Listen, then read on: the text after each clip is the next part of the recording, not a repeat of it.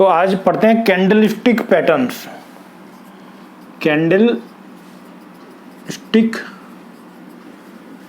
Patterns, वैसे तो n number of candlestick patterns हैं और मैं आपको जो लैपटॉप पर वीडियो कराऊंगा उसमें ये कैंडलस्टिक पैटर्न सारे कराऊंगा, सारे एक बार रिवाइज कराऊंगा। लेकिन यहाँ पर बोर्ड पर मैं जो मुख्य हैं, जो इम्पोर्टेंट है और जनरली जो आप आराम से रिकॉग्नाइज कर सकते हैं वही सब करा रहा हूँ।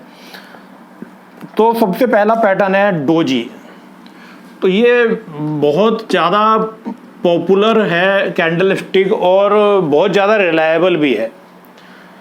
तो अगर स्टॉक का भाव ऐसे चलता चला जा रहा है, बढ़ता चला जा रहा है, बढ़ता चला जा रहा है, समझ लो कि यहाँ पर 20 रुपये का भाव था और यहाँ 100 रुपये का, या निफ्टी में ले लो, निफ्टी जैसे जब भी अपवर्ड ट्रेंड ख़त्म होता है और उसके बाद जैसे यहाँ पर 5000 से 12,000 तक निफ्टी चलते चली जा रही है, पूरा एक रेंज चल रहा है। और बाज़ार अगले दिन मॉर्निंग में मान लो खुलता है यहाँ पर कहीं पर 12,300 पे खुलता है और उसके बाद बाज़ार ऊपर जाता है और ऊपर सस्टेन नहीं कर पाता। उसके बाद बाज़ार बहुत तेज़ी से नीचे चला जाता है और एक ऐसा पैटर्न बन जाता है जिसमें ओपन और क्लोज सेम हो। तो अगर ये डोजी पैटर्न अगर आपका अपवर्ड ट्रेंड के बिल्कुल लास्ट में बने तो ये एक बियरिश ट्रेंड है, यानी बाज़ार की जो तेज़ी थी वो ख़त्म हो गई। ठीक है, तो यहाँ पर एक ही चीज़ हमें देखनी है कि इसकी जो टेल है वो नीचे की साइड लंबी टेल होएगी और ऊपर की साइड छोटी टेल होएगी। नीचे की साइड लंबी टेल और ऊपर की साइड छोटी टेल, और एक पूरा ऐसे भाव चल रहा है तो उसके बीच में लास्ट में जाके ये बनेगी डोजी। अगर डोजी का जो हाई है वो कट जाता है तो इसकी रिलेवेंस ख़त्म हो जाती है, यानी इसका जो हाई है वो स्टॉप लॉस है। अगर डोजी बनने के बाद कोई मंदी का सौदा करता है तो डोजी का जो हाई है वो स्टॉप लॉस रहता है। इसी तरीके से अगर स्टॉक गिरता चला जा रहा है और स्टॉक गिरते गिरते एक लेवल पर गिरता चला जा रहा है और नीचे आगे एक डोजी ऐसे बन जाती है जहाँ पर ये थोड़ा सा प्लस बना दिया मैंने गलती से, इसमें नीचे की टेल लंबी होनी चाहिए, ऊपर की टेल छोटी होनी चाहिए और ओपन और क्लोज दोनों एक ही जगह होते हैं और ऊपर का भाव यहाँ पर ऐसे निकल जाता है। तो ये इस डाउनवर्ड ट्रेंड को मतलब ख़त्म हो गया ये, और ये एक बुलिश पैटर्न है, यानी बाज़ार की जो तेज़ी है वो यहाँ पर अब शुरू हो गई। इसी तरीके से इस डोजी का जो लो होता है वो यहाँ पर स्टॉप लॉस होता है। अगर स्टॉक इस लो को काट देता है तो बाज़ार में और गहरी मंदी है। उसके अलावा एक तो ये हमने बताया डोजी, और दूसरा एक पैटर्न आपको बता रहा हूँ, इसको हम कहते हैं हैमर। तो हैमर और डोजी दोनों ही करीब करीब सेम है, बस हैमर में और डोजी में इतना अंतर है कि यहाँ पर बॉडी आ जाती है स्ट्रक्चर, यानी यहाँ पर ओपन और क्लोज में थोड़ा सा डिफरेंस होता है। तो जैसे डोजी आपको बताया था कि जैसे बाज़ार भागे जा रहा है और लास्ट में जाके एक कैंडल बनती है, उस कैंडल में ओपन और क्लोज में थोड़ा सा डिफरेंस होता है। और यहाँ हैमर की ऊपर की साइड कोई टेल नहीं होती, नीचे की साइड टेल होती है बस, ऊपर की साइड कोई टेल नहीं होती। इसी तरीके से जब बाज़ार ऊपर से गिरता चला जा रहा है तो यहाँ पर जो हैमर बनेगा उसकी ऊपर की साइड टेल होएगी, नीचे की साइड नहीं होएगी, तो ये ऐसे हैमर बनेगा। तो ये एक हैमर अगर कहीं भी अगर अपवर्ड ट्रेंड स्टॉक भागे जा रहा है और ऊपर जाके कहीं पर हैमर बनता है तो ये एक बियरिश सिग्नल है।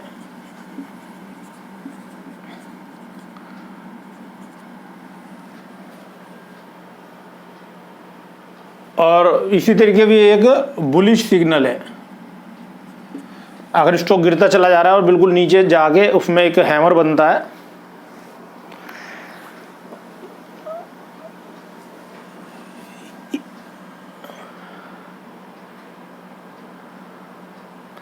एनगल्फिंग कैंडल है जिसमें एक बड़ी कैंडल बनती है, बड़ी कैंडल बनती है जिस कैंडल और इस कैंडल के बीच में एक छोटी कैंडल बनती है, जिसमें कि जैसे अगर स्टॉक का भाव, अगर स्टॉक ऐसे गिरता चला जा रहा है और ये कैंडल बनी और नेक्स्ट डे एक नई कैंडल बनी जिसमें भाव मंदा खुला, लेकिन मंदा खुलने के बाद एकदम स्टॉक का भाव ऊपर तक चला गया और यहाँ पर जाकर क्लोज दे दिया, तो ये एक बुलिश सिग्नल है। और इसका मतलब ये है कि स्टॉक में यहाँ पे अब रिवर्सल आ गया। तो इन कैंडलस्टिक पैटर्न्स का एम है रिवर्सल को पकड़ना।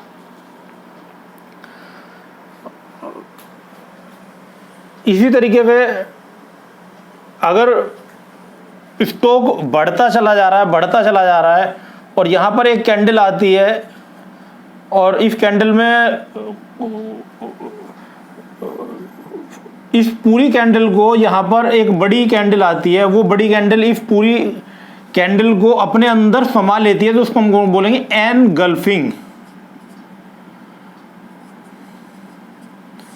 तो अगर ये इस तरीके से एनगल्फिंग कैंडल आती है तो यहाँ पर ये ट्रेंड खत्म हो गया और यहाँ पर मंदी शुरू हो जाएगी। तो इस तरीके से कैंडलस्टिक पैटर्न हमने बताया। तो एक तो हमने पैटर्न बताया डोजी। तो डोजी में तो सिंपल है कि जो क्लोजिंग है और जो ओपन है और जो क्लोज है वो सेम होना चाहिए। और अगर स्टॉक का प्राइस फॉल हो रहा है और नीचे की साइड डोजी बनती है तो यानी मंदी खत्म हो गई। और अगर स्टॉक का भाव तेजी से ऊपर की साइड बढ़ रहा है और ऊपर की साइड डोजी बनती है तो समझ लो तेजी खत्म हो गई। इसी तरीके से हैमर है। अगर स्टॉक का भाव गिर रहा है और नीचे की साइड हैमर बनता है तो समझ लो मंदी खत्म हो गई। और अगर स्टॉक का भाव बढ़ रहा है और बढ़ते बढ़ते ऊपर के साइड हैमर बनता है तो समझ लो तेजी खत्म हो गई। तो हैमर में और डोजी में सिर्फ इतना फर्क है कि हैमर की ऊपर की बॉडी नहीं होती अगर वो तेजी के ट्रेंड के बाद बनता है, और अगर वो मंदी के ट्रेंड के बाद बनता है तो उसकी नीचे की बॉडी नहीं होती। तो यानी हथौड़ा हैमर या तो उल्टा होगा या तो सीधा होगा। अगर उल्टा हैमर है तो वो तेजी को डिनोट करता है, और अगर हैमर सीधा है तो वो मंदी को डिनोट करता है। और सीधा हैमर बनेगा अपवर्ड ट्रेंड के खत्म होने पर, और उल्टा हैमर बनेगा डाउनवर्ड ट्रेंड के खत्म होने पर। उसके बाद एनगल्फिंग कैंडल्स, अगर एक ऊपर से बाजार गिरता हुआ चला जा रहा है और एक कैंडल बनती है और उसके बाद एक कैंडल बनती है जो कि उस पूरी कैंडल को अपने अंदर हजम कर जाती है यानी एनगल्फ कर जाती है, और ये एक वाइट कैंडल बनती है यानी ग्रीन कैंडल बनती है, और जो कि रेड कैंडल पे बड़ी कैंडल बनती है और जिसकी जो टेल है वो भी इस कैंडल से नीचे और ऊपर की साइड क्रॉस कर जाती है। तो ये डाउनवर्ड ट्रेंड को ख़त्म होने का सिग्नल देती है। और इसका जो लो होता है ये स्टॉप लॉस का काम करता है। इसी तरीके से अगर स्टॉक बढ़ता चला जा रहा है और ये एक कैंडल बनती है, इस कैंडल को यहाँ पर ये वाली जो कैंडल है ना, छोटी कैंडल यहाँ पर वाइट है, यहाँ पर छोटी कैंडल ब्लैक है, तो ये छोटी कैंडल वाइट है। इस पूरी कैंडल को एनगल्फ करके ये ब्लैक वाली एक रेड कैंडल बनती है और वहाँ पे स्टॉक गिरना शुरू हो जाता है। तो इसको हम बोलते हैं बियरिश सिग्नल, यानी अब स्टॉक में जान नहीं है और अब स्टॉक ने अब मंदी का ट्रेंड शुरू हो चुका। तो उम्मीद है आपको ये कैंडल स्टिक थोड़ी समझ में आई होगी, थोड़ी नहीं आई होगी, क्योंकि अभी मैं आपको लैपटॉप पे बताऊंगा ये थोड़ा और अच्छे से, और जो लाइव चार्ट है उनमें एक बार डिस्कस करेंगे कि कौन सी कैंडल कहाँ पर बन रही है, और आपको चार्ट्स में सर्च भी करनी है कौन सी कैंडल कहाँ पर है।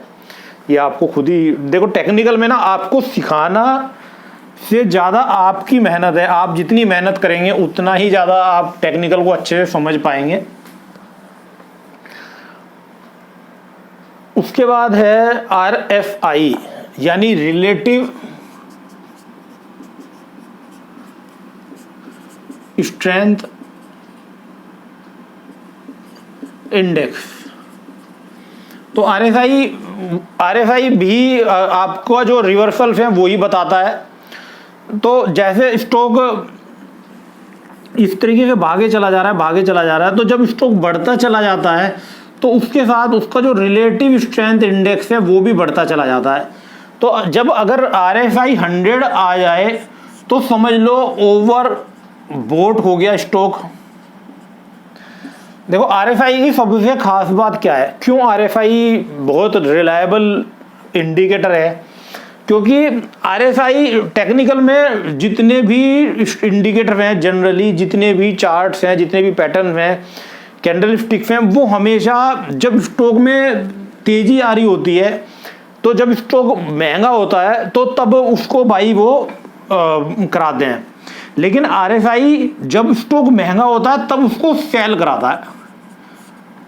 यानी आरएसआई आपको रेसिस्टेंस पर ये सपोर्ट है, ये रेसिस्टेंस है, आरएसआई आपको रेसिस्टेंस पर सेल कराएगा और सपोर्ट पर बाई कराएगा।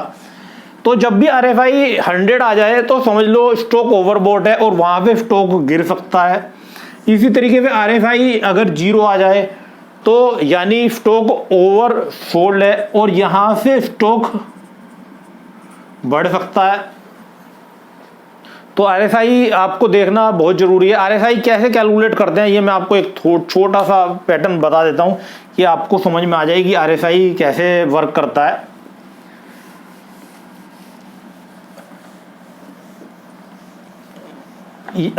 आरएसआई से पहले हम उसको निकालेंगे रिलेटिव स्ट्रेंथ, और रिलेटिव स्ट्रेंथ यानी आरएस रिलेटिव स्ट्रेंथ को निकालने के लिए हम क्या करेंगे, अगर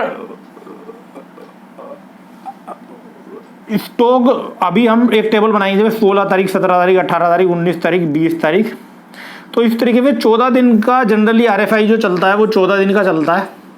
तो यहाँ पर हमने सिर्फ 5 दिन का लिया। तो जैसे 16 तारीख को स्टॉक 2% बढ़ा, 17 तारीख को स्टॉक 2% घटा, 18 तारीख को स्टॉक 3% बढ़ा, 19 तारीख को स्टॉक 4% बढ़ा और 20 तारीख को स्टॉक 5% गिरा। तो यहां पर जो माइनस वाले हैं ले लेंगे तो एक दिन में मैक्सिमम 3.5% एवरेज गिरा और 3 दिन में एवरेज 3% डेली बढ़ा। 4%, 3%, 2%, तो 3/3.5, तो ये अराउंड 0.8 के लगभग आएगा ये रिलेटिव स्ट्रेंथ। तो RSI is equal to 100 minus 100/1 plus 0.8। तो यहां पर हम देखेंगे 3 दिन स्टॉक, जब भी अगर स्टॉक बढ़ता है तो वो 3% एवरेज बढ़ता है और अगर वो घटता है तो 3.5% एवरेज घटता है। तो इस तरीके से हम इसको कैलकुलेट करेंगे। ये कैलकुलेशन आपको खुद नहीं करनी, ये सॉफ्टवेयर आपके लिए करेगा। रिलेटिव स्ट्रेंथ इंडेक्स अगर स्टॉक ज्यादा बढ़ता है कम दिनों के अंदर तो उसका जो रिलेटिव स्ट्रेंथ इंडेक्स है वो बढ़ता चला जाएगा, और अगर स्टॉक ज्यादा गिरता है कम दिनों के अंदर तो उसका जो आरएसआई है वो नीचे की साइड चलता चला जाएगा। तो ये रिलेटिव स्ट्रेंथ है, यानी उस स्टॉक के अंदर कितनी स्ट्रेंथ है। अगर 4 दिन में 10%, 20% स्टॉक गिर जाता है तो उसका आरएसआई डायनेमिकली गिर जाएगा। जो हम इंडिकेटर हमने आपको चार्ट पर लगाने बताए थे तो वहां पर ऑटोमेटिकली आरएसआई कैलकुलेट होगा, तो आपको इसको लगाने की जरूरत नहीं है, मतलब इसको कैलकुलेट करने की जरूरत नहीं है।